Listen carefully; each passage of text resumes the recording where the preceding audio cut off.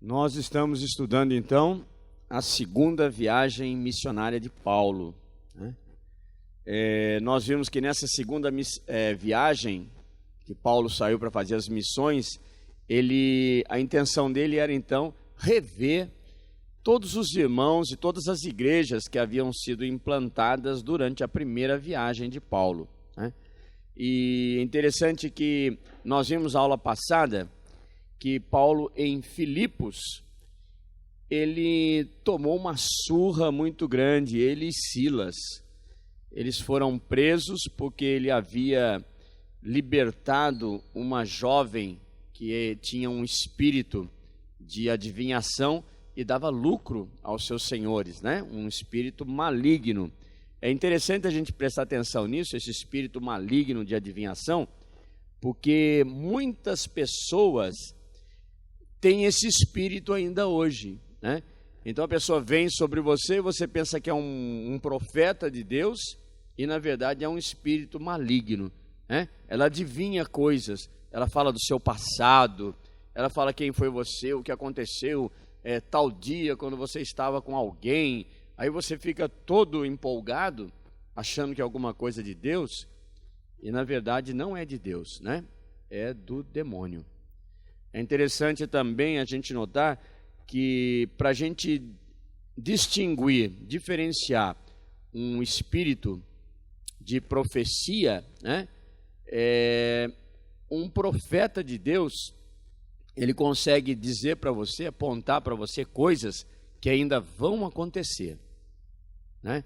Coisas que já aconteceram, mas coisas que ainda vão acontecer. Já um espírito maligno, ele consegue dizer para você as coisas que já aconteceram, né? Porque o demônio, ele é presente. Então ele consegue saber o que aconteceu no passado, mas ele não sabe o que vai acontecer no futuro.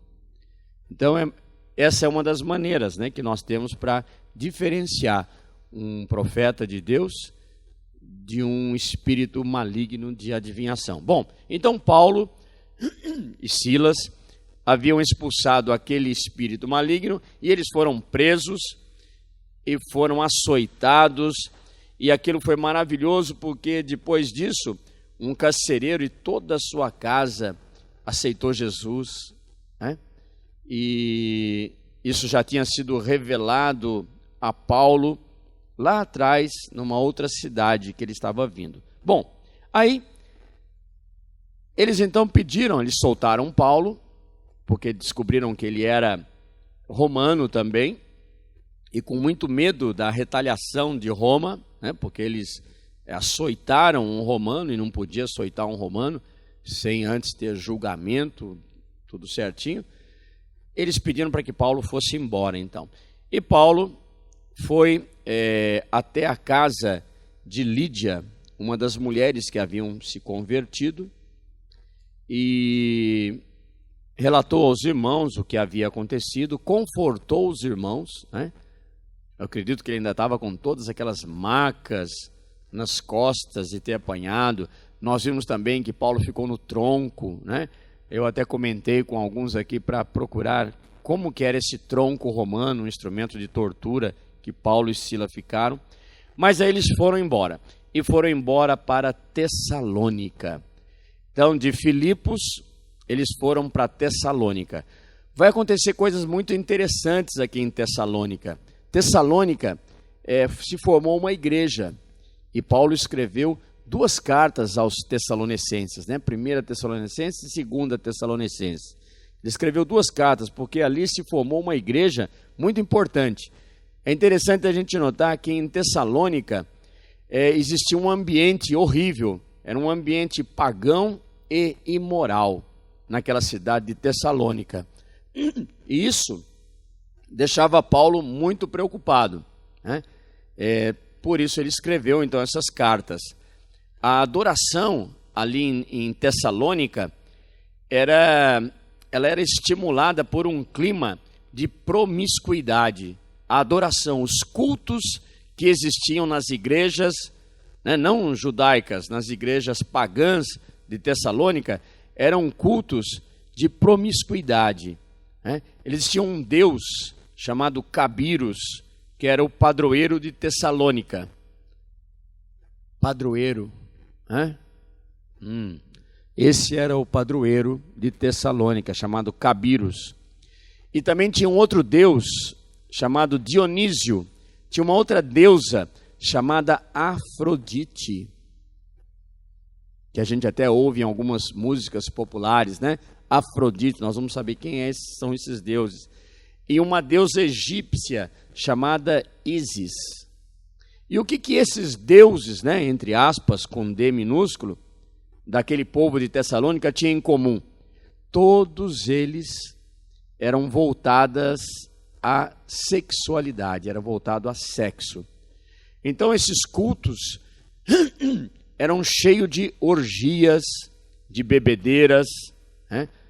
Existiam relações extraconjugais durante esses cultos e a prostituição era muito comum naquela cidade.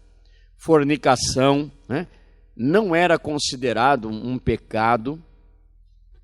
E aquela sociedade daquela cidade, a Tessalonicense, ela era totalmente influenciada pela cultura romana. Né? O que dizia ali naquela cultura? Seus cidadãos, eles tinham à sua disposição um serviço de um número de incontável, olha que interessante, homens e mulheres dispostos a satisfazer todos os seus desejos sexuais. Então eles tinham à disposição homens e mulheres ali durante o culto. Então durante o culto,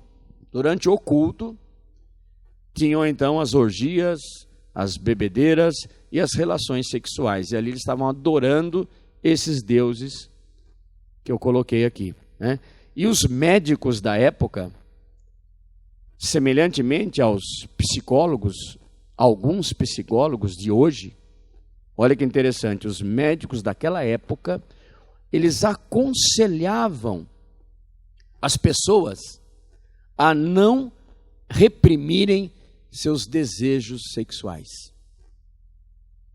Então é muito interessante, eu estou comentando isso porque hoje existe algo muito semelhante, né? Às vezes você precisa de alguma terapia, de trabalhar com um profissional da área psicológica, né, ou psiquiatria. Então você tem que tomar muito cuidado, né, em saber escolher esses médicos. Nós muitas vezes aconselhamos aqui para algumas pessoas, a gente percebe, né, que ela precisa de algumas terapias desse tipo, e nós aconselhamos então psicólogos cristãos, que têm princípios cristãos. Porque se você hoje, né, for num psicólogo ou um psiquiatra que não tenha nenhum princípio cristão, você está arriscado a ouvir ele dizer que você não pode reprimir os seus desejos sexuais, né? Inclusive com relação à homossexualidade. Ah, não, você tem que ser livre, você tem que fazer o que você achar que deve fazer. Então aconselham, né, muitas vezes, o rapaz a ter relação com outro rapaz, a moça a ter relação sexual com outra moça, né? E é o que existia também naquela época. Então imagine uma cidade que Paulo chega e encontra todo esse cenário. Era algo assim lícito naquela cidade, totalmente aberto, totalmente à vontade. E Paulo vai e coloca ali os princípios cristãos, né? Eu vou ler um trechinho para vocês da primeira carta de São Paulo aos Tessalonicenses, no capítulo 4, se vocês quiserem acompanhar, capítulo 4, do verso 1 ao 8, 1 Tessalonicenses 4, de 1 ao 8, porque nós estamos estudando as viagens de Paulo, e Paulo, então, agora nós vamos ler o que aconteceu em Tessalônica. Então, o que Paulo escreveu depois aos Tessalonicenses, depois que ele viu tudo isso, escreveu assim, olha, capítulo 4, verso 1 em diante. Quanto ao mais, irmãos, falando para aqueles amados de Tessalônica, já os instruímos acerca de como viver a fim de agradar a Deus. E de fato, assim vocês estão procedendo. Agora lhes pedimos e exortamos no Senhor Jesus que cresçam nisso cada vez mais, pois vocês conhecem os mandamentos que lhes demos pela autoridade do Senhor Jesus. A vontade de Deus é que vocês sejam santificados. Abstenham-se, não façam, abstenham-se da imoralidade sexual. Cada um saiba controlar o próprio corpo de maneira santa e honrosa. Aqui entra então essas relações sexuais ilícitas, né? O que é uma relação sexual ilícita? Fora do casamento. Seja ela qual for, fora do casamento é uma relação sexual ilícita, né? Então ele fala, cada um saiba controlar o seu corpo, inclusive até sozinho, né? A masturbação é algo ilícito. E fala aqui, olha, cada um saiba controlar o próprio corpo de maneira santa e honrosa. Olha que dificuldade que Paulo tinha, em estar aconselhando aquele povo, e eles entenderam, e eles aceitaram o Senhor Jesus, aceitaram a doutrina cristã, É o que acontece com nós, que acreditamos que existe algo muito melhor do que essa vida, do que essa terra, Acreditamos que nós podemos ser muito felizes já aqui, seguindo os caminhos do Senhor, seguindo o que o Senhor nos ensina, Não com uma paixão de desejo desenfreado, diz Paulo, como os pagãos que desconhecem a Deus. Então hoje no mundo, quem é que faz essas coisas horríveis que nós sabemos que existem demais? São os pagãos que desconhecem a Deus. Nesse assunto, ninguém prejudique a seu irmão, nem dele se aproveite. O Senhor castigará todas estas práticas, como já lhes dissemos e asseguramos. Porque Deus não nos chamou para a impureza, mas para a santidade. Portanto, aquele que rejeita essas coisas não está rejeitando o homem, mas a Deus, que lhes dá o seu Santo Espírito. Então Paulo escreveu toda essa carta aos Tessalônicos, 2 cartas, e ele se preocupava muito para que aqueles novos filhos não voltassem àquela prática. Então vamos lá, capítulo 17 de Atos. Capítulo 17 de Atos dos Apóstolos, logo no primeiro verso. Paulo e Silas estão em Tessalônica. Primeira vez, então, que eles chegam em Tessalônica. Tendo passado por Anfípolis e Apolônia, chegaram a Tessalônica, onde havia uma sinagoga de judeus. Então, diferentemente da cidade anterior, ali existia uma sinagoga de judeus. Paulo, segundo o seu costume, foi procurá-los lá na sinagoga. E por 3 sábados, eles se reuniam aos sábados, discutiu com eles, arrazoou com eles acerca das Escrituras. É muito interessante nós notarmos que Paulo, ele usava a Bíblia. Não como essa que nós temos hoje, Era totalmente diferente, era o que eles tinham na época, rolos, rolos das Escrituras. Eles tinham todo o Antigo Testamento, os profetas, as leis. E Paulo, então, quando ele falava de Jesus para alguém, Jesus não está... não tem a citação nominal de Jesus no Antigo Testamento. Então, quando Paulo falava com eles e queria falar de Jesus, Paulo mostrava que todo o Antigo Testamento já mostrava que viria o Messias. E esse Messias, ele comprovava pelas Escrituras que era Jesus. Então, por isso que diz aqui que Paulo arrazoava com eles acerca das Escrituras. No verso 3... expondo e demonstrando ter sido necessário que o Cristo padecesse e ressurgisse dentre os mortos. Então ele mostrava ali nas Escrituras que era necessário que viesse um homem que padecesse, que fosse morto e que ressuscitaria, e que esse homem foi Jesus. Esse, dizia ele, é o Cristo Jesus que eu vos anuncio. No verso 4, alguns deles foram persuadidos. Então, alguns daqueles judeus acreditaram, foram persuadidos e se uniram a Paulo e Silas, bem como também numerosa multidão de gregos piedosas e muitas distintas mulheres.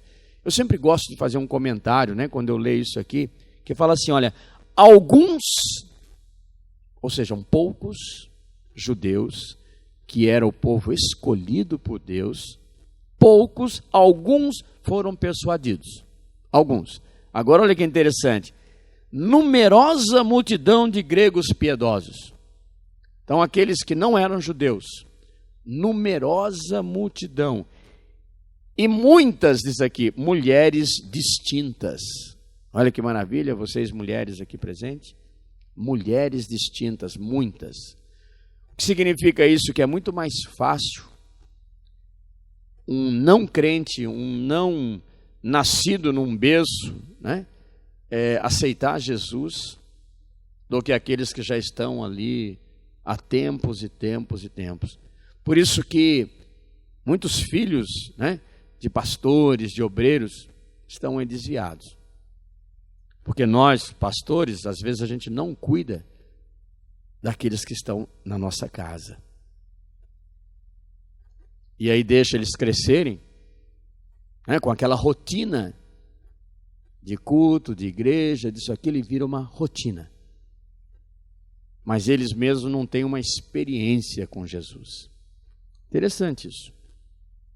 A gente pode pegar o caso aqui dos judeus, que era o povo escolhido por Deus. No verso 5, os judeus, porém, movidos de inveja. Quem é que ficou movido de inveja? Os gregos?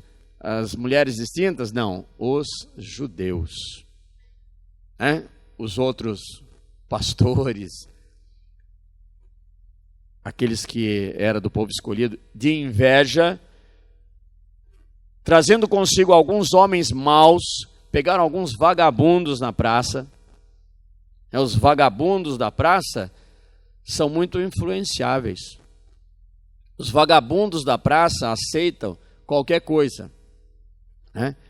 Muitas dessas passeatas que se fazem contra alguma atitude ruim do governo, existem aqueles baderneiros, nem sabem o que estão fazendo ali no meio, mas estão ali para jogar pedra, dar paulada, quebrar, matar. Esses são os vagabundos. Alguns homens maus dentre a malandragem.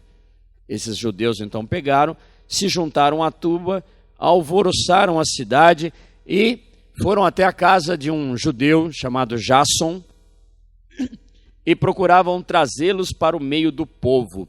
Esse meio do povo significa uma junta que tinha poderes na cidade. Esse povo era como se fosse um governo democrata, democracia. Era um grupo de pessoas que se chamava aqui povo. Então não é o povão, era um grupo que também tomavam algumas decisões na cidade. Um governo, que Roma havia autorizado que existisse ali naquela cidade. Então, esses judeus maus, juntando vários vagabundos, foram em cima deles. Eles sabiam que estavam hospedados na casa desse homem chamado Jasson. Porém, não os encontrando, arrastaram Jasson e alguns irmãos perante as autoridades, clamando: estes homens têm transtornado o mundo e chegaram até aqui. Quem eram esses homens? Paulo e Silas, transtornando o mundo e chegaram até aqui. Os quais esse Jasson hospedou em sua casa. Todos esses procedem contra o decreto de César, essa era a acusação deles, afirmando ser Jesus outro rei. E tanto a multidão como as autoridades ficaram agitadas ao ouvirem essas palavras, essa denúncia. Estão querendo fazer um outro rei, a não ser César, Jesus. E contudo, soltaram a Jasson, eles não estavam com ele, e os demais. Porém, após terem recebido deles dinheiro, a fiança estipulada. Então, o que aconteceu ali em Tessalônica? Em Tessalônica, Paulo pregou por 3 finais de semana nas sinagogas. Alguns judeus se converteram, mas muitos não judeus se converteram, inclusive mulheres distintas, né? Imagina aqui mulheres de uma classe social mais elevada. Aí Paulo e Silas, por causa daquela perseguição, eles partem para uma outra cidade chamada Bereia. Andaram mais ou menos uns 80 quilômetros de Tessalônica até Bereia. Foram até Bereia, logo, no verso 10, e logo durante a noite os irmãos enviaram Paulo e Silas para Bereia. Ali chegados, dirigiram-se às sinagogas dos judeus. Bereia, vai acontecer algo interessante aqui. Bereia, o povo, não era um povo comum.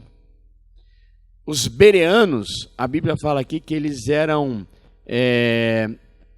mais cultos, eles eram mais nobres. Por que eles eram mais nobres? Porque tudo que Paulo falava, usando as Escrituras, os bereanos iam e procuravam nas Escrituras se realmente era aquilo que Paulo falava. Então você gostaria de ser mais nobre do que os outros? Então procure nas Escrituras, quando você ouvir uma pregação, né, de um pastor ou de um líder falando alguma coisa, não engula direto. Procura, veja se realmente aquilo que esse pastor está falando, que esse líder, esse pregador está falando, é daquele jeito mesmo que ele está falando, que está mesmo na Bíblia. Porque se alguém fala e não está na Bíblia, você não tem obrigação nenhuma de aceitar. Amém? Isso é ser nobre. Então não é porque o camarada vai na televisão e fala um monte de coisa, né? E tem milhares e milhares de pessoas o seguindo, ele está falando a verdade. Procura na Bíblia, né? Vê se na Bíblia tem aquilo que ele está dizendo. Quantas pessoas são enganadas hoje? Os falsos profetas, né, vindo com palavras doces, prometendo um monte de coisa. Várias teologias surgindo, com tantas promessas, que são inclusive contrários ao que diz a palavra do Senhor. Então você não tem que acreditar no que eu digo, por exemplo. Você tem que ver se o que eu estou falando tem base na Sagrada Escritura, na Bíblia. Se tiver, legal, acredite. Se não tiver, entra por um ouvido, e sai pelo outro. Amém?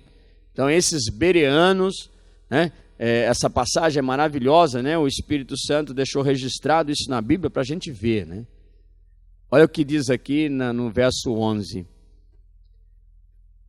Ora, esses de Bereia eram mais nobres que os de Tessalônica. Interessante que não tem nenhuma carta de Paulo aos bereanos, né? Pois receberam a palavra com toda a avidez, né, com toda vontade, com toda garra, e examinando as Escrituras todos os dias, para ver se as coisas eram de fato daquela maneira. Olha que interessante. Maravilhoso, né? No verso 12, com isso muitos deles creram. Com isso o quê? Em pesquisar as Escrituras, muitos deles creram. Interessante que, vou até abrir um parênteses aqui, eu demorei muito para me converter, né? Eu só fui aceitar passar pelas águas com 44 anos. Eu venho de um berço de uma outra igreja, e tudo que eu aprendi, né, quando criança, eu tinha aquilo como algo certo, algo inquestionável. Tudo que eu aprendi, eu venho de uma família bem religiosa. Nós vamos ver daqui a pouco em Atenas a religiosidade do povo, né? E tudo que eu aprendi, eu tinha como algo verdadeiro. Só que nos meus 33 anos, eu não havia procurado realmente na Bíblia aquilo que eu ouvi durante aqueles 33 anos. E depois dos 33 anos que eu tive uma passagem por uma cidade muito longe daqui, onde ali nós perdemos tudo, né? Financeiramente falando, materialmente falando, nós perdemos tudo, e nós só tínhamos a Deus para recorrer, mais ninguém. E ali nós tivemos algumas pessoas que vieram falar desse Jesus para nós, que nós conhecemos hoje, desse Deus que nós conhecemos hoje. E desse período, dos 33 anos até os 44, eu ainda resisti muito. Até que depois de pesquisar as Escrituras, eu comecei a perceber que muita coisa que eu havia aprendido era contrário ao que dizia nas Escrituras. Uma delas, só Deus é onipresente, onisciente, onipotente. Não existe outro que seja onipresente, que está presente o tempo todo, em todos os lugares, ao mesmo tempo. Isso é onipresença.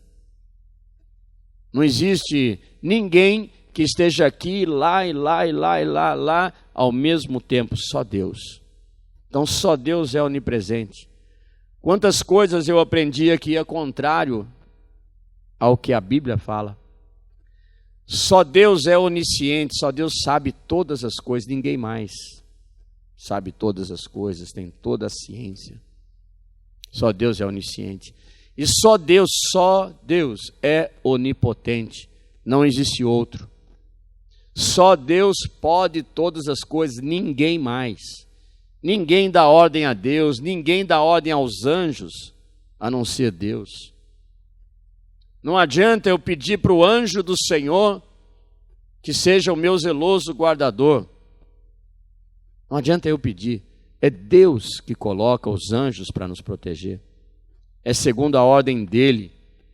E é lendo a Bíblia que nós vamos achar isso. O Senhor colocará anjos para cuidar de você, para que você não torpece nenhuma pedra. O Senhor. Então isso foi o que aconteceu em Bereia, né? No verso 14, então os irmãos promoveram, no verso 13 antes, logo que os judeus lá daquela cidade anterior de Tessalônica souberam que a palavra de Deus era anunciada por Paulo também em Bereia, foram lá para bagunçar, para excitar e perturbar o povo. Aqueles mesmos judeus que os perseguiram em Tessalônica. Eles estavam à caça de Paulo, com aquele ódio. Então os irmãos promoveram sem detença, rapidamente, a partida de Paulo para o lado do mar. Porém, Silas e Timóteo continuaram ali. Então Paulo foi sozinho, E no verso 15, os responsáveis por Paulo, levando-o até Atenas, regressaram, trazendo ordem a Silas e a Timóteo, para que o mais depressa possível fossem até onde Paulo estava. Agora nós vamos entrar numa outra cidade, chamada Atenas. Então nós vimos o que aconteceu em Tessalônica, em Bereia, agora nós vamos ver o que aconteceu em Atenas. Atenas era um ponto da época, era um lugar da época, uma área em que a cultura era assim um ponto alto, Os filósofos ficavam todos ali em Atenas. Então era um povo assim muito sábio, muito culto, muito preparado. Então diz aqui no verso 16, enquanto Paulo os esperava em Atenas, o seu espírito se revoltava, o espírito de Paulo, em face da idolatria dominante na cidade. Imagine uma cidade em que toda rua que você vai tem estatuetas, tem fitinhas, tem adesivos. Onde você vai? Alguém aqui já passou por alguma cidade parecida com essa? Onde você vai, tem estatuetinha para vender, fitinha, isso e aquilo, papapá. Foi assim que Paulo se sentiu em Atenas. Onde ele andava, ele via idolatria. Diz aqui, olha, e o espírito de Paulo se revoltava em face da idolatria dominante naquela cidade. Paulo estava indignado com aquilo. Paulo não conseguia viver com aquilo. Por isso, ele dissertava na sinagoga entre os judeus e os gentios piedosos, também na praça, todos os dias, entre os que ali se encontravam. E alguns dos filósofos que existiam ali, um povo culto, muito culto, tinha dois tipos de filósofos ali, duas linhas, os epicureus e os estoicos. Eu vou falar um pouquinho para vocês o que é isso, né? Que daí é interessante. Olha, o que era os epicureus? Existem até hoje entre nós os epicureus. São os ateus e materialistas, né? Eu tenho um grande amigo que era um cara tão legal e hoje ele é um epicureu. Mas em nome de Jesus, esse meu amigo ainda vai conhecer Jesus. Você sabe de quem eu estou falando. Epicureu é um homem assim altamente culto, muito culto. Ele tem trabalhos internacionais, né? Não é por aí só. E é um epicureu. Então é um ateu, um materialista. Tudo se explica com a natureza, tudo se explica com a ciência, com a medicina, com tudo. É um epicureu. Repitam comigo, epicureu. Isso, se algum epicureu procurar vocês, não caiam na deles, né? Esses epicureus, eles tinham o propósito de livrar o homem. Olha que interessante, era uma cidade idólatra, cheia de deuses diferentes, todo tipo de Deus. Deus do fogo, Deus do sol, Deus da lua, Deus do vento, Deus da água, Deus da cadeira, Deus do cachorrinho, Deus do boi, Deus não sei do que, tudo, um monte de Deus. E esses camaradas, filósofos, o objetivo deles era livrar os homens do medo que os homens tinham dos deuses, negando a existência de qualquer Deus. Olha que curioso, os epicureus. Negavam a vida após a morte, então morreu, acabou. Alguém aqui conhece alguém que fala assim, morreu, acabou? Isso é um epicureu. Então vamos fazer tudo que pode aqui, vamos comer tudo que pode, vamos juntar tudo que pode, gastar tudo que pode, porque acaba aqui. Não existe vida após a morte, né? Negavam o juízo final. Então imagine como esses camaradas ficavam quando Paulo falava que houve um Jesus que veio até aqui, morreu e ressuscitou. Eles ficavam muito bravos, né? Filósofos. E um outro tipo de filósofos que tinha ali eram os estoicos. Repitam comigo, estoicos. Isso. É interessante a gente aprender, né? Isso aqui é aula, então a gente está aprendendo. Os estoicos, eles eram panteístas. Sabe o que é um panteísta? Um panteísta, ele acredita num logos, num Deus, numa força sobrenatural, numa energia. Esses dias eu fui convidado para Mariette e eu, nós fomos orar, né, num certo lugar, e eram pessoas cultas, e essas pessoas diziam que ali existia uma energia negativa. Então por isso que eles nos chamaram para orar naquele lugar, né? Isso é recente, né, Mariette? Uma energia negativa. Então provavelmente eles queriam que nós levássemos uma energia positiva. E nós levamos essa energia positiva que tem nome, né? É Jesus de Nazaré. É o que nos salva. Esse é o verdadeiro Deus. Então imagine aqueles estoicos que eram panteístas, que acreditavam numa energia que comandava o universo todo. E eles asseguravam que aquela energia controlava todo o universo. Então essa era a situação de Paulo. Então nós precisamos ser estudiosos da palavra. Porque quando a gente enfrenta um epicureu, um estoico, nós precisamos também conhecer a palavra de Deus, né? Para que a gente tenha argumentos. Quem convence no final é o Espírito Santo. Mas nós não podemos ser ingênuos perante essas pessoas. Amém, amados? Por isso que nós estudamos, né? Então, continuando. Lá no verso 18. E alguns dos filósofos epicureus e estoicos, agora vocês sabem o que é isso, discutiam com ele, havendo quem perguntasse, o que quer dizer esse tagarela? Paulo, ele se ofendeu muito quando o chamaram de tagarela. Né, Vicente? Paulo se ofendeu demais, Vicente, quando o chamaram de tagarela. Por quê? Porque para nós hoje o tagarela é aquela pessoa que fala muito, né? Pois é, fala muito, mas não é. O tagarela, o sentido de tagarela, para eles ali, quando chamaram Paulo de tagarela, significava vagabundo, fofoqueiro, fala sem conteúdo. E na cultura da época, esse adjetivo tagarela era para as pessoas que não valiam nada. Então Paulo ficou muito bravo. Tanto é que lá na frente, numa das cartas de Paulo, ele fala que ele sofreu açoites. Açoites é bater na pessoa até ficar toda cortada. Paulo sofreu açoites, sofreu prisões, sofreu, como é que chama quando o navio afunda? Naufrágios, foi picado por cobra e foi chamado de tagarela. Paulo faz questão de dizer isso, foi uma ofensa muito grande. Doeu tanto quanto os açoites, tanto quanto os naufrágios, quanto a picada de cobra. Ele fala lá na frente que ele foi chamado de tagarela. Por isso que eu estou comentando aqui com vocês, tá? Que foi aqui em Atenas. Esses epicureus, esses estoicos, chamaram Paulo de tagarela. Entenderam o que é tagarela? Vagabundo, sem conteúdo, fala muito, mas sem, um fofoqueiro.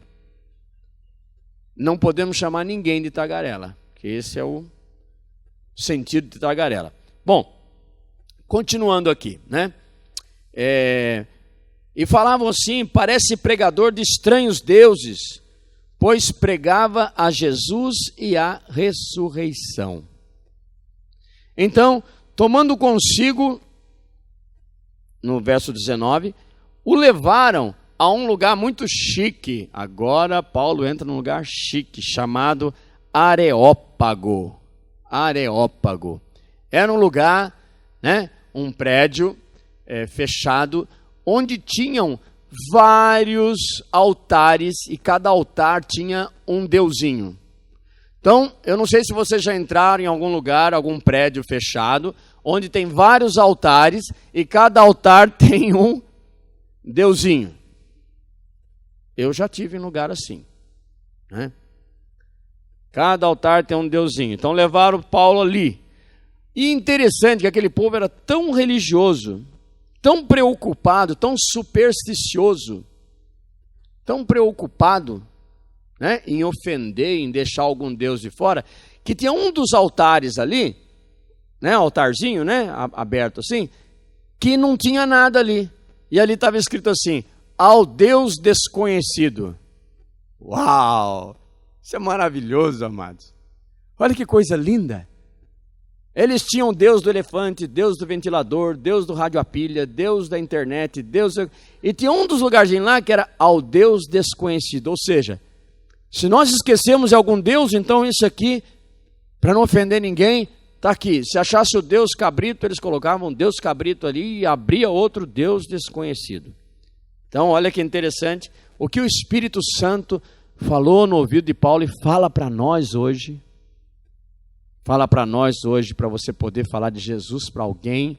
O Espírito Santo fala aquilo, pega aquele pontinho. Aí você vai e fala, nem sabendo porquê. Às vezes Deus manda a gente falar algumas coisas para alguém que a gente fala: mas Senhor, tem nada a ver. Mas eu vou ser obediente. Glória a Deus. Quando você é obediente e fala, é naquele pontinho que a pessoa estava se apegando. É naquela coisinha mínima que para você não era nada, para outra pessoa era algo muito importante. E aí você ganha aquela pessoa para Jesus. Olha a estratégia do Espírito Santo. Então aqui, olha, no verso 19. Eles então, tomando-o consigo, pegaram Paulo e o levaram ao Areópago, dizendo: podemos saber que nova doutrina é essa que você ensina? Posto que nos trazes aos ouvidos coisas estranhas, queremos saber o que vem a ser isso. Olha que interessante, eu quero saber, o que vem a ser isso. Pois todos os de Atenas e os estrangeiros, residentes de outra coisa, não cuidam não falam de outra coisa senão o que vocês estão falando para nós aqui. Então, Paulo, levantando-se no meio do Areópago, olha que legal, Paulo se levantou ali no meio e disse: senhores atenienses.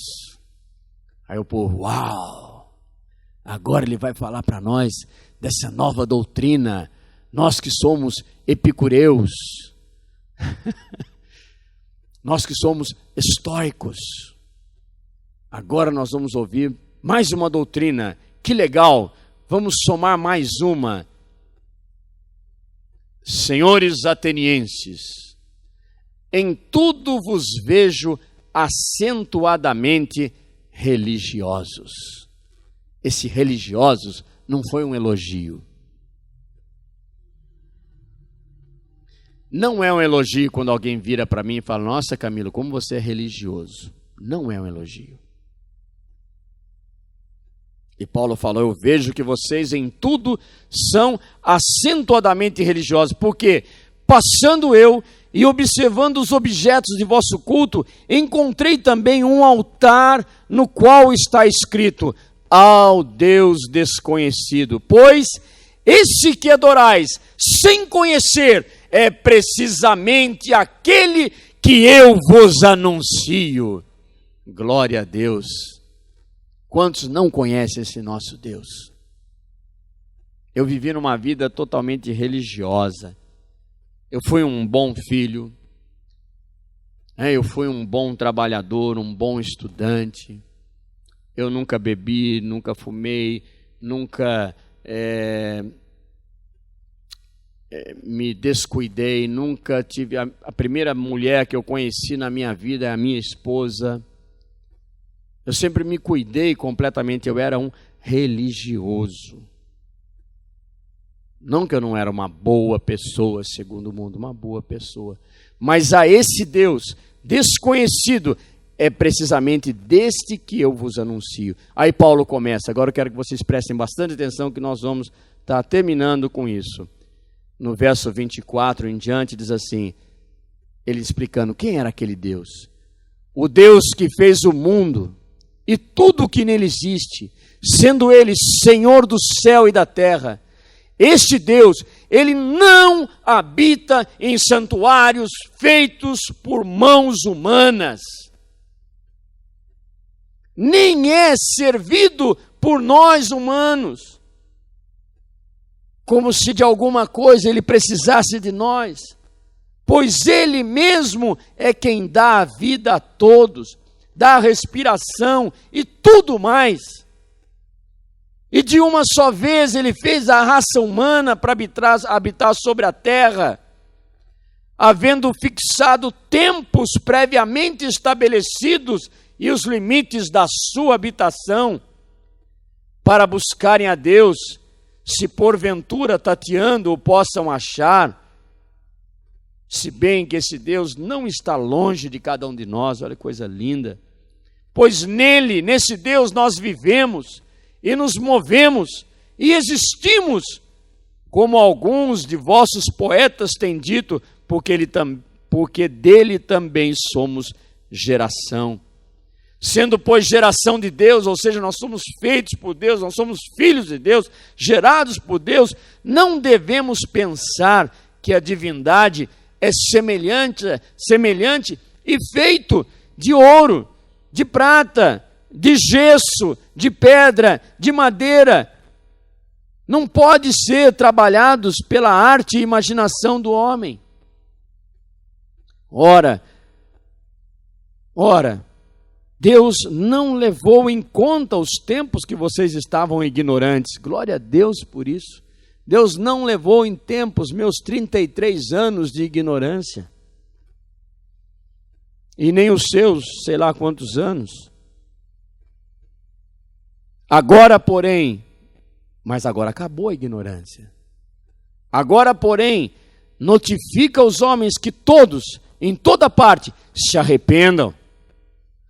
Porquanto estabeleceu um dia em que há de julgar o mundo com justiça, por meio de um varão que destinou e acreditou diante de todos, ressuscitando-o dentre os mortos. Ele estava falando de Jesus. E aí o que aconteceu? Quando aqueles homens ouviram falar de ressurreição de mortos, começaram a escarnecer, a caçoar, a tirar sarro, e outros diziam: a respeito disso te ouviremos em outra ocasião. Olha, ô tagarela, depois você fala sobre isso. A essa altura, Paulo então se retirou do meio deles. Mas no verso 34, olha que coisa linda. Houve, porém, alguns que se agregaram a ele e creram. E entre eles estava Dionísio. Dionísio teve um papel importantíssimo naquela região e foi convertido ali. Era um grande filósofo. O Areopagita, né? Ele cuidava ali do Areópago. E uma mulher também chamada Dâmaris, também é outra mulher que foi muito influente. E com eles outros mais. Amém, amados? Então essa foi a passagem de Paulo por Tessalônica, por Bereia e por Atenas. Na próxima aula nós vamos ver Paulo, deixa eu ver onde, em Corinto, no porto de Corinto. Amém?